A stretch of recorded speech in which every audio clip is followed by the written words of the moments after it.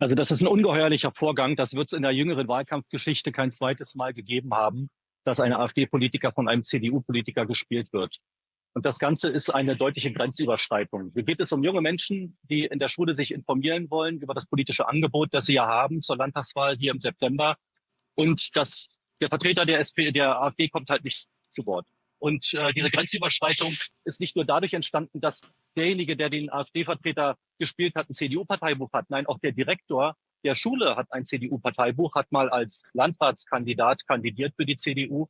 Hey Leute, heute gibt's was zum Staunen. Stellt euch vor, die AfD wird zu einer Schulveranstaltung einfach nicht eingeladen. Und was macht man stattdessen? Ein CDU-Politiker spielt AfD-Kandidaten. Das ist doch der Hammer, oder?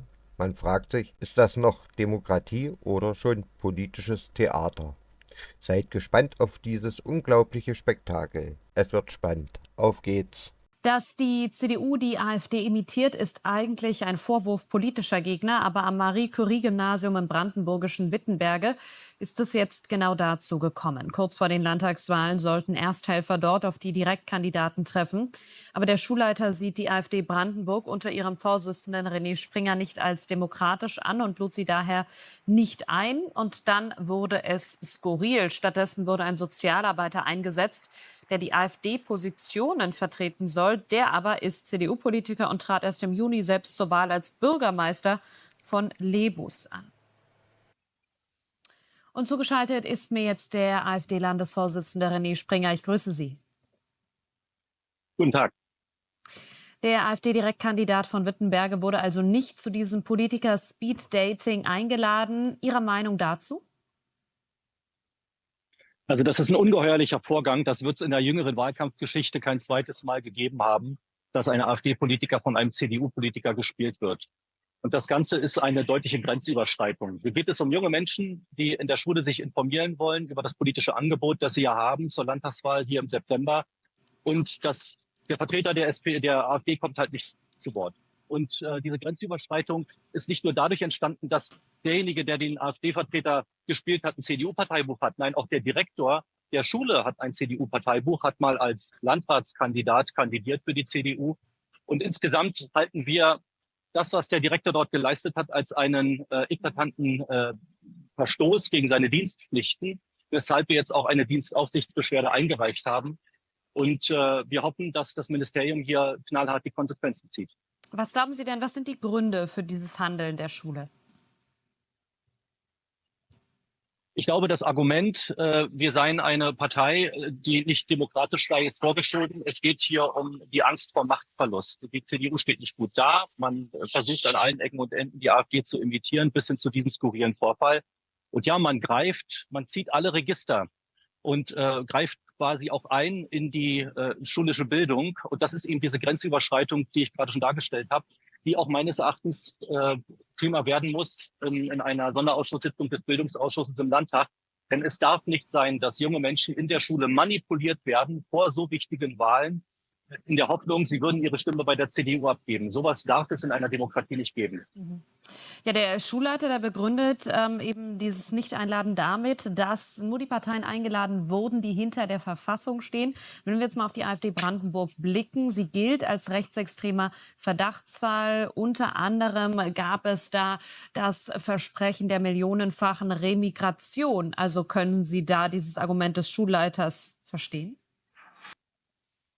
Ja, zunächst mal ist die Einordnung des Verfassungsschutzes auch der Tatsache geschuldet, dass der Verfassungsschutz weisungsgebunden ist. Und er folgt dem Innenminister. Der Innenminister in Brandenburg hat ein Parteibuch, nämlich das der CDU. Insofern wird hier auch mit staatlichen Institutionen hantiert, um uns klein zu halten.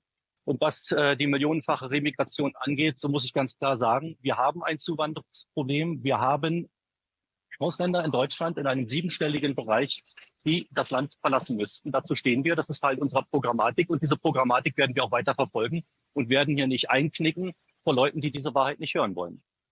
Mhm. Doch, das sind sehr extreme Positionen, rechtsextreme, das sagt der Verfassungsschutz. Und alle Parteien machen deshalb ja auch klar, die Brandmauer zur AfD steht. Es wird keine Zusammenarbeit mit der AfD geben. Warum rücken Sie eigentlich nicht ab von Ihren extremen Personen, von Ihren radikalen Politikern in Ihrer Partei? Warum mäßigen Sie sich nicht? Dann kämen Sie vielleicht auch als Koalitionspartner in Frage. Also was wollen Sie eigentlich? Wollen Sie regieren? Das werden Sie nämlich nicht, wenn Sie weiter so extreme Positionen vertreten.